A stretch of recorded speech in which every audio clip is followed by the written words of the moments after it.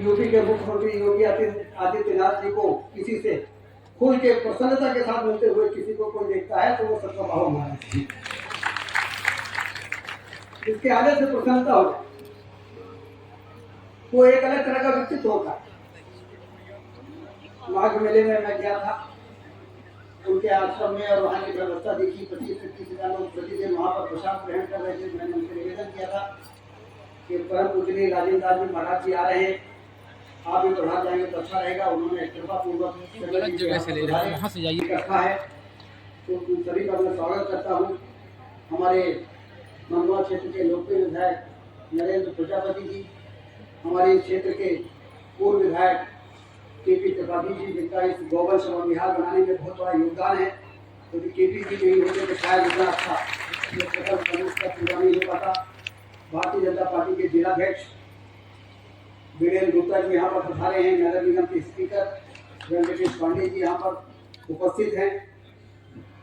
राजेश पांडे जी जो गौवंश वन विहार के पूर्व गौ संवर्धन बोर्ड के पूर्व उपाध्यक्ष, जिन्होंने दक्षिण भारत में भी और इस जमीन को ढूंढने में भी, और धरती माता को भी कष्ट होता है और उससे पैदा होने वाले अनाज से जो बीमारियां फैल रही हैं, बीपी, शुगर, डायबिटीज, कैंसर, इससे भी मानव जाति को बचाने का काम हम लोग कर सकते हैं।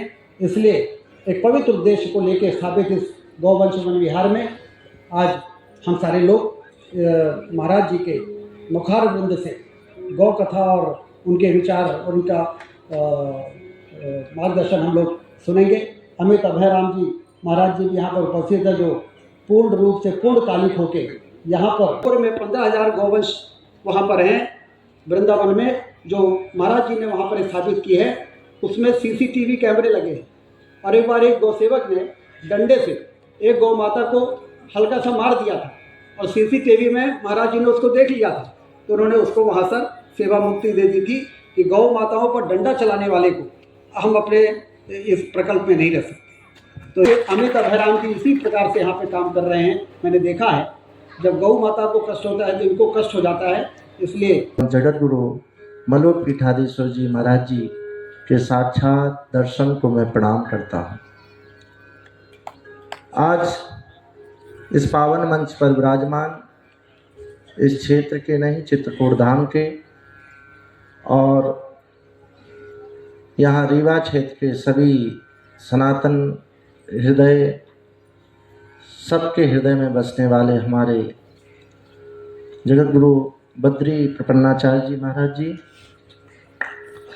हमारे बीच में रीवा क्षेत्र को देखा है, और मुझे लगता है पूरे मध्य प्रदेश के हृदय पटल पर विराजमान मध्य प्रदेश सरकार के उप मुख्यमंत्री जी श्री शुक्ला जी इस रीवा क्षेत्र को नहीं, पूरे मध्य प्रदेश में अपने सरलता और संतों के चरणों में जो सेवा भाव को समर्पण करते हुए अपनी खुशबू जन जन तक पहुंचा रहे हैं, निश्चित उसका जीता जागता प्रमाण है यह गोवंश गोधाम तीर्थ, जिनकी संकल्प को साकार करने के लिए उनके साथ सहयोग में लगे हैं इसी क्षेत्र के पूर्व विधायक हमारे केपी भैया जी, और